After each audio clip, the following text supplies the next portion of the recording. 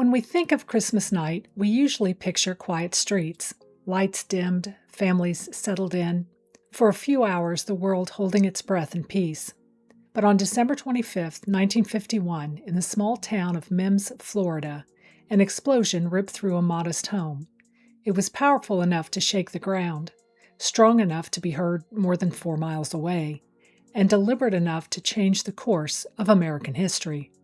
This wasn't a random act of violence. This was an assassination. This is the story of Harry and Harriette Moore. Hello, friends. My name is Marcia, and this is Midwest Murders, where we explore the cases that still haunt America. In the early 1950s, Mims was a small rural community in Brevard County, surrounded by citrus groves, pine scrub, and long stretches of unpaved road. On the surface, it looked quiet, sleepy, the kind of place where everyone knew everyone else's business. But beneath that calm was a rigid racial hierarchy enforced not just by law, but by violence. Florida was deeply entrenched in Jim Crow segregation. Schools were separated, hospitals were segregated, voting was systematically suppressed. In towns like Mims, stepping out of line didn't just cost you a job, it could cost you your life. The Ku Klux Klan was not a fringe group in Florida at this time. It operated openly, with chapters across the state and members embedded in local power structures. Law enforcement often looked the other way. In some cases, they were part of it. This was the world Harry and Harriette Moore were pushing back against. They weren't radicals hiding in the shadows. They weren't violent. They were educators. Harry Moore was a school principal who believed education was about more than textbooks. He believed black teachers deserved equal pay. He believed black citizens had the right to vote without fear or intimidation. And he believed those rights were worth fighting for, even when the cost was high. Alongside Harriet, he traveled Florida's backroads, teaching people how to register to vote. By 1944, Harry Moore had helped register more than 30% of eligible black voters in Florida, a higher percentage than any other southern state. It was quiet work, methodical work. Harriet stood beside him every step of the way. She'd been a teacher too, until both she and Harry were fired for their NAACP involvement. She took a job in the insurance business to support their family, quietly making sure their activism didn't starve them into silence. They were partners in every sense of the word, high school sweethearts. And on Christmas Day, 1951, they were celebrating their 25th wedding anniversary. That night, their home still felt like a place that had been celebrating, the kind that lingers after guests leave, the kind that settles into the walls. They ate together, talked, laughed, marked a quarter century of marriage. Then they went to bed. What they didn't know was that beneath their bedroom floor, 20 sticks of dynamite had been placed, carefully, deliberately, directly under the spot where they would sleep. At just after 10 o'clock, the explosion tore through the house. The walls buckled. The bedroom was obliterated. Glass and debris were thrown in every direction. Their daughter was home that night. Nothing short of sheer luck, she wasn't physically injured. Harry and Harriet were not so lucky.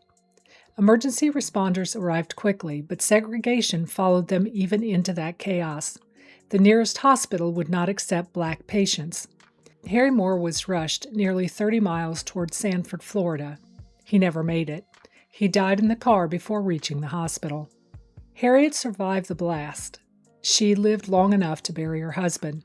9 days later, she died from her injuries. A married couple, killed together. The FBI opened an investigation almost immediately.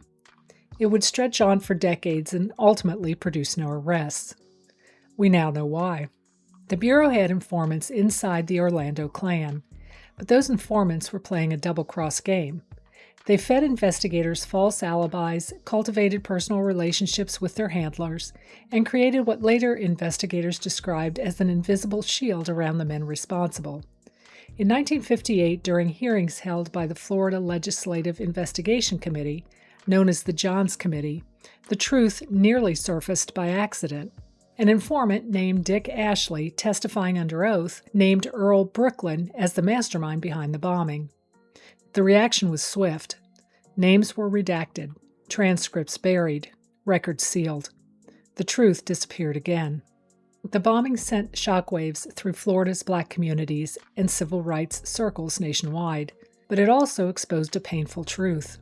Just weeks before the assassination, the NAACP had removed Harry Moore from his position, viewing his activism as too aggressive for their increasingly cautious strategy. When the bomb went off, Harry Moore had no institutional protection. Over the decades, 5 separate investigations tried to uncover the truth behind the bombing. Again and again, the trail led back to the same place, the KKK. 3 men were ultimately implicated. Earl Brooklyn, known even within Klan circles as excessively violent, Joseph Cox the bomb maker, who reportedly received $5,000 for the attack, and Tillman Belvin, who was closely connected to Brooklyn. But justice never came. Cox took his own life just one day after being questioned by the FBI in 1952. Brooklyn died of illness exactly 1 year after the bombing, on Christmas Day. It wasn't until 1978, decades later, that a deathbed confession from Edward Spivey confirmed what many already believed. By then, it was far too late for arrests. No one was ever charged. No one was ever convicted.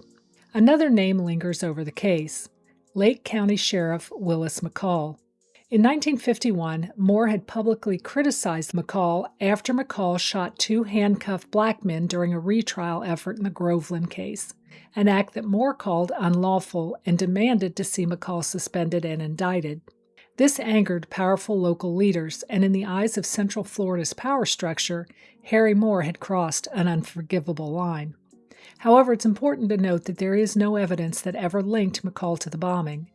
An exhaustive FBI investigation and later state inquiries pointed instead toward members of the KKK.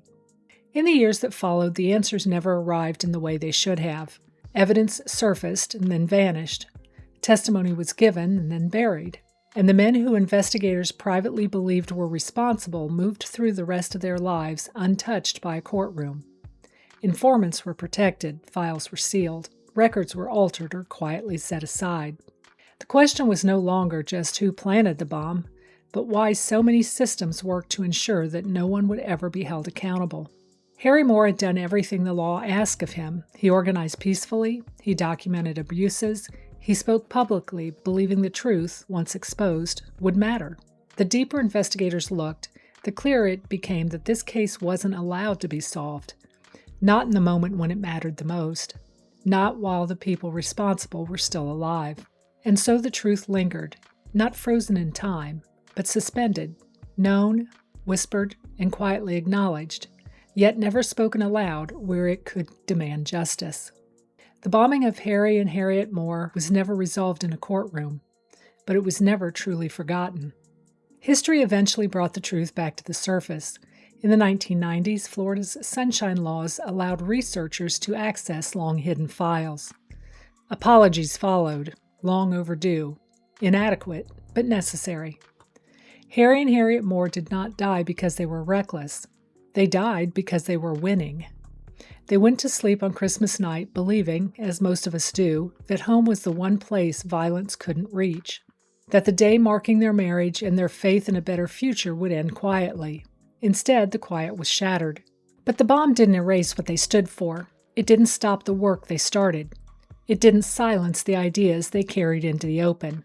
Sometimes the people who change history aren't marching in the streets. They're sleeping in their own beds. Harry and Harriette Moore never saw the movement they helped ignite, but every step forward that followed carries their name.